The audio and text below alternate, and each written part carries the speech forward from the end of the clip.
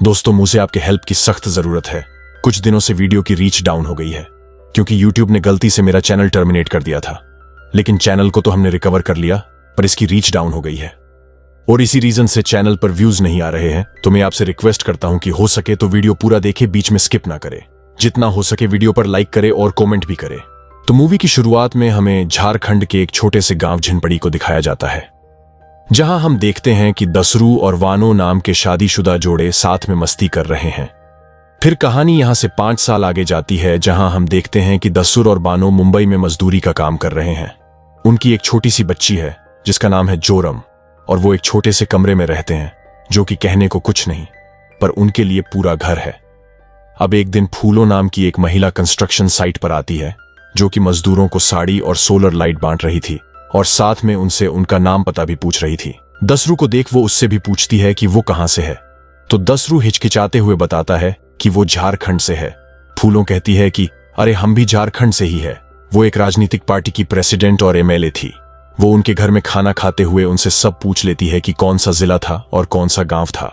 वानो को दसरू से हमेशा एक ही शिकायत रहती थी कि हम गांव वापस क्यों नहीं जाते, हम यहां क्यों रहते हैं, पर दसरू कुछ नहीं कह पाता था। कहानी पीछे जाती है, जहां हम देखते हैं कि माडवी नाम का एक लड़का आदिवासी गांव वालों को समझा रहा होता है कि सरकार यहां विकास करना चाहती है, इसलिए आप अपनी अपनी जमीन बेच दो, अच्छा पैसा मिलेगा और जो फैक्ट्री यहां बनेगी उसमें नौकरी भी। आदिवासी गांव वाले 2000 सालों से भी ज्यादा समय से यहां रह रहे थे, लेकिन उनके पास ऐसा कोई कागज पत्थर नहीं था जिससे वो साबित कर सकते हैं कि वो उन्हीं की जमीन है।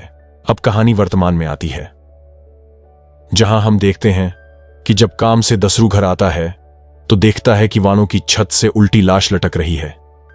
जिन गुंडों ने उसे मारा वो दसरू पर भी हमला करते हैं, तो दसरू खुद को बचाते हुए एक को मारने में कामयाब हो जाता है। दूसरा गुंडा इस वारदात की पूरी वीडियो बना के वहां से भाग निकलता है। वहां पुलिस आ जाती है, लेकिन उससे पहले दसरू जोरम को लेकर वहां से निकल जाता है।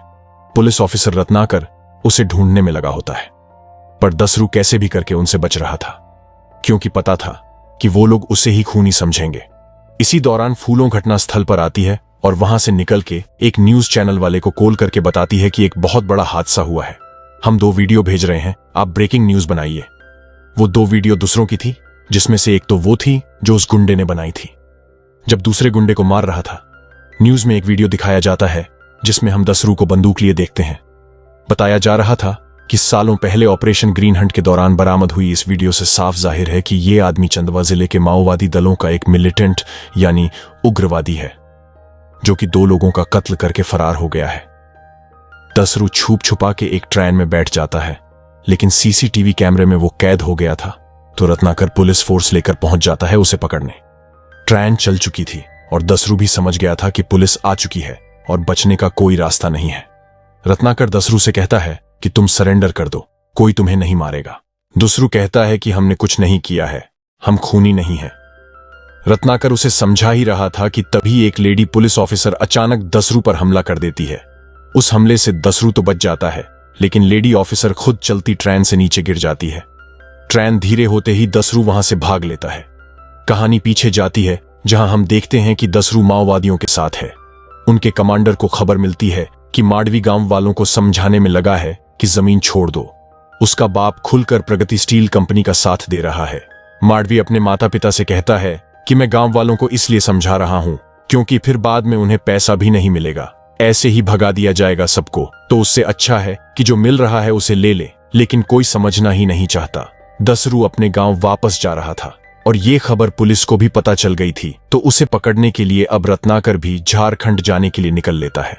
कहानी फिर से पीछे जाती है, जहां हम देखते हैं कि माओवादियों ने माडवी को उल्टा लटका दिया है। एक डंडे में खिले ठोककर उसी से उसको पिट पीट कर मार डालते हैं। दसरू भी इन सब चीजों में शामिल था और सब होते हुए देख रहा था। माओवादियों की कमांडर गांव वालों से कहती है कि हमको हमारा हक दिलाने को नहीं आया, बल्कि दलाली लेगा ये कंपनी से। आज जो माडवी के साथ हुआ ये हर किसी के साथ हो सकता है। हमको कोई धोखा देने को आया तो जान से जाएगा वो। रात में दसरू माडवी पर दया दिखाते हुए उसे नीचे उतार पानी पिलाने की कोशिश करता है, पर पता चलता है कि वो तो मर चुका है। ये सब खून खराबा देख दसरू वानों से कहता है कि हमें यहां से भागना पड़ेगा, हमारी जमीन यहां है, हम फिर से वापस आ जाएंगे। जो आदिवासी वाले कपड़े वो लोग गांव में पहनते थे उसे जलाकर दोनों लोग उसी रात गांव छोड़कर चले जाते हैं। तो ये वजह थी कि आखिर क्यों दसरू और वानो अपना गांव छोड़ मुंबई आए। अब कहानी वर्तमान में आती है, जहां हम देखते हैं कि दसरू अपने गांव के पास पहुंच जाता है। वो देखता है कि सब कुछ बदल गया है। पहले खूब सारे पेड़ थे और एक नदी भी थी जो कि अब गायब हो चुकी है। सब बंजर हो गया है। हम देखते हैं फूलों भी गांव वापस आ जाती है, क्योंकि उसे पता था कि दसरू उसके पास जरूर आएगा। रत्नाकर भी वहां पहुंच जाता है, जो कि देखता है कि वहां के पुलिस स्टेशन की हालत तो एकदम खस्ता हो रखी है। हमें देखने मिलता है कि गांव वाले लोग आंदोलन कर रहे हैं कि जमीन नहीं देंगे, गांव नहीं देंगे, नदी नहीं देंगे, जंगल नहीं देंगे। हमारे गांव में विकास के नाम पर जंगल काटकर फैक्ट्री बन रही थी और गांव को शहर बनाया जा रहा था, वहां रहने वाले लोगों को हटाकर। तो इस चीज के खिलाफ वो आंदोलन कर रहे थे। पुलिस चौकी का थानेदार रत्नाकर से कहता है कि इस जिले का हर दूसरा आदमी माओवादी ही है, और जो नहीं है वो सिंपैथाइजर जरूर है। सिंपैथाइजर मतलब वो इंसान जो माओवादियों के साइड हो। रत्नाकर देखता है कि वहां कुछ बच्चों को जेल में बंद कर रखा है। थानेदार बताता है कि यहां धारा 144 लागू है और ये आदिवासी धनुष बाण लेकर घूम रहे थे, इसीलिए जेल में बंद कर दिया। रात में दसरू नदी से मछलियां पकड़ के उन्हें पका के खुद भी खाता है और बच्ची को भी खिलाता है। वो अपनी बच्ची को जिंदा रखने के लिए कुछ भी करने को तैयार था। पुलिस थाने में रात भर नशीली पार्टी चली थी तो सब पीपा के पड़े थे। इसी बात का फायदा उठाकर रत्नाकर आदिवासी बच्चे लोग को जेल से निकाल उनका धनुष बाण दे के उन्हें वहां से भगा देता है। मुचाकी नाम का एक पुलिस वाला सब देख रहा था पर कुछ कहता नहीं, क्योंकि वो भी उनकी ही बिरादरी का था। दसरू देखता है कि सब गांव छोड़ के जा रहे हैं, क्योंकि फैक्ट्रीज लगने के बाद जमीन तो चली गई और खेती बची नहीं। तो पेट पालने के लिए जो बचा था वो सब बेच के निकल रहे थे। कहीं और दूसरों कहता है कि आप लोग लड़ते क्यों नहीं हो। गांव वाले कहते हैं कि लड़के मन तो भर जाएगा, लेकिन पेट का क्या करेंगे। दसरू अपने पुराने दोस्त सैमसन से मिलने जाता है और कहता है कि मैंने लीडर को खोजा पर कोई नहीं दिखा, कंपनी ने जंगल भी नहीं छोड़ा। वो बताता है कि मेरी पत्नी को उल्टा लटका के मारा गया, उस तरह तो सिर्फ कमांडर ही मारती थी। हम उनसे मिलके विनती करेंगे कि वो हमें बख्श दे। हमको कुछ हो गया तो जोरम का क्या होगा। सैमसन बताता है कि 3 साल पहले सरकार ने ऑपरेशन ग्रीन हंट चालू किया था और उसी में सारे माओवादियों को मार डाला गया। फूलों के साथ रहने वाली एक लड़की विदेशी पुलिस वाले को खबर दे देती है कि दसरू की लोकेशन का पता चल गया है। वो शहरी पुलिस वाले की बात मत मानना, जाओ सीधा उसे मार दो। सैमसन दसरू को एक जगह छुपा के थोड़ी देर सो जाने के लिए कहता है, तो दसरू उस पर भरोसा करके सो भी जाता है। रात होने पर वहां पुलिस आ जाती है और रत्नाकर के मना करने पर भी पुलिस वाले उस पर गोलियां चलाना शुरू कर देते हैं। दसरू बचते बचाते वहां से भी भाग निकलने में कामयाब हो जाता है। चाहता तो रत्नाकर उसे आराम से मार सकता था, लेकिन वो कानून के दायरे में रहकर काम करता था, इसीलिए उसे जिंदा पकड़ना चाहता था। मुजाकी रत्नाकर से कहता है कि इंस्पेक्टर खतरी साहब का ऑर्डर आया था गोली चलाने का। रत्नाकर कहता है, लेकिन ये केस तो मेरे अंडर है ना, जिस पे मुचाकी कहता है कि आप भी तो किसी के अंडर है ना। 5 साल पहले इस गांव में जन अदालत हुआ था। माओवादियों ने एक आदिवासी माडवी को उल्टा लटका कर मारा था। वो एमएलए बाबूलाल का बेटा था। वो यहां के पहले आदिवासी एमएलए थे।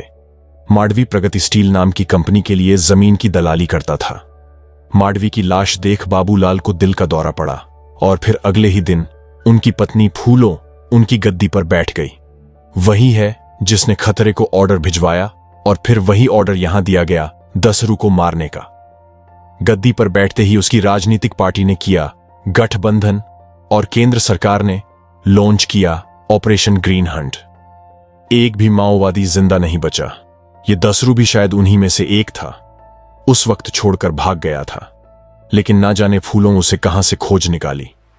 ये सारी बातें सुनकर रत्नाकर को समझ आता है कि दसरू गुनहगार नहीं है, बल्कि उसे फंसाया जा रहा है। सैमसन ही था जिसने दसरू के वहां होने की खबर दी थी, तो दसरू उसे धर दबोचता है। सैमसन कहता है कि मैं क्या करता, मेरा भी अपना परिवार है। दसरू कहता है कि मेरा भी अपना परिवार था। सैमसन कहता है, तो फिर तुम गांव छोड़कर क्यों भागे। जिस पे दसरू कहता है कि हम गांव छोड़कर नहीं भागे, बंदूक छोड़कर भागे थे। नहीं चलना था हमको गोली, नहीं मारना था हमें किसी को भी। सैमसन कहता है कि अगर पुलिस की मदद नहीं करता तो सिंपैथाइजर बोलकर जेल में ठूंस देते, और अगर माओवादियों की मदद नहीं करते तो सरकारी कुत्ता बोल के उल्टा लटका देते थे। दोनों तरफ से तो हम ही मर रहे थे। हमारे पास तो कोई चारा नहीं था, लेकिन तुम्हारे पास है। दसरू उसकी भावनाओं को समझते हुए उसे छोड़ देता है।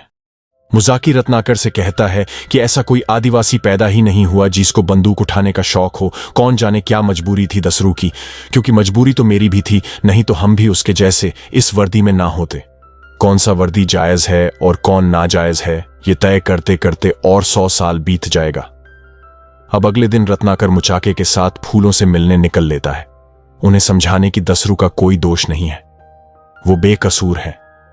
फूलों कहीं से अपने घर जा रही थी कि तभी उसकी नजर दसरू पर पड़ती है और वो देखती है कि दसरू उसकी गाड़ियों में से एक गाड़ी के पीछे लटका हुआ है।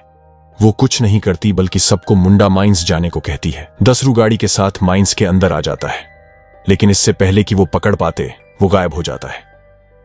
दसरू ने वहां के वर्कर्स का भेष ले लिया था। उसे एक सूखा बेजान पेड़ दिखाई पड़ता है।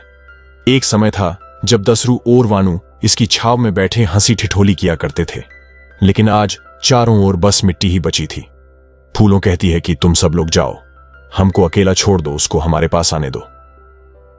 हम देखते हैं कि रत्नाकर फूलों के पास पहुंच जाता है और कहता है कि उसे कुछ जरूरी बात करनी है। इतने में दूसरों वहां आ जाता है तो रत्नाकर उस पर बंदूक तान देता है। दसरू रोते हुए कहता है कि हम तो आपसे विनती करने आए थे सरकार, पता नहीं कौन हमको मारना चाहता है, हमारी घरवाली को उल्टा लटकाकर मार डाला उन लोगों ने। रत्नाकर कहता है कि जो तुमको मारने आए थे वो इन्हीं के आदमी थे। माडवी जिसे मारा गया था वो इसी का बेटा था। दसरू को अब सब समझ आ जाता है। तभी फूलों दसरू को मारने के लिए रत्नाकर के हाथ से बंदूक छीनने लगती है और उसी छीना झपट्टी में फूलों मारी जाती है। दसरू वहां से भी भागने लगता है। सब उसके पीछे भागते हुए उस पर गोलियां चलाए जा रहे थे और दसरू जोरम को लेकर बस भागता जा रहा था, भागता जा रहा था, भागता जा रहा था और फिर इसी मोड़ के साथ ये फिल्म यहीं पर खत्म हो जाती है। तो दोस्तों, ये थी फिल्म जोरम की कहानी। दोस्तों, मुझे आपके हेल्प की सख्त जरूरत है। कुछ दिनों से वीडियो की रीच डाउन हो गई है क्योंकि यूट्यूब ने गलती से मेरा चैनल टर्मिनेट कर दिया था, लेकिन चैनल को तो हमने रिकवर कर लिया, पर इसकी रीच डाउन हो गई है और इसी रीजन से चैनल पर व्यूज नहीं आ रहे हैं। तो मैं आपसे रिक्वेस्ट करता हूं कि हो सके तो वीडियो पूरा देखे, बीच में स्किप ना करे। जितना हो सके वीडियो पर लाइक करे और कमेंट भी करे।